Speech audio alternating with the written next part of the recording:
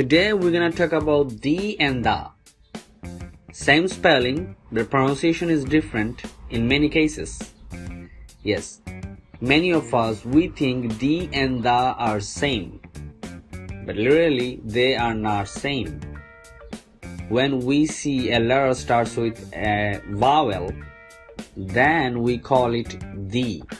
Otherwise, when we see a word starts with a consonant, then it's gonna be the. Remember it.